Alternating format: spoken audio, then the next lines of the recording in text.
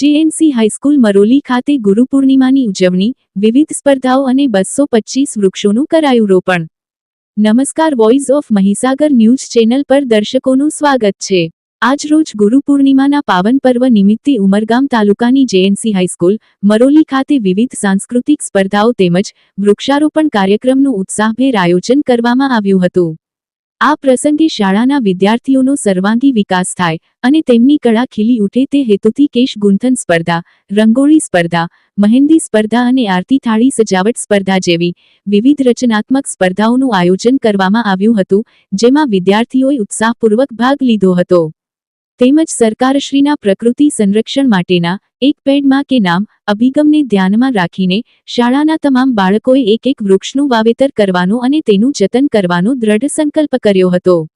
આ પર્યાવરણલક્ષી કાર્યક્રમ અંતર્ગત શાળા પરિવાર દ્વારા બાળકોને 225 જેટલા વૃક્ષોના રોપા આપીને વૃક્ષારોપણ કરાવવામાં આવ્યું હતું. આ કાર્યક્રમમાં શાળાના આચાર્ય શ્રી વિપુલભાઈ બારિયા, સંચાલક મંડળના સભ્ય ચિરાગભાઈ પટેલ, સમરસ ગ્રામ પંચાયત મરોલીના ડેપ્યુટી સરપંચ રાજેશભાઈ કેની તેમજ શાળાના સમગ્ર શિક્ષકગણ અને કર્મચારીઓ ઉપસ્થિત રહ્યા હતા અને બાળકોને પ્રોત્સાહિત કર્યા હતા. અહેવાલ રાજેશ કેની, મહીસાગર ન્યૂઝ, ઉમરગામ મરોલી.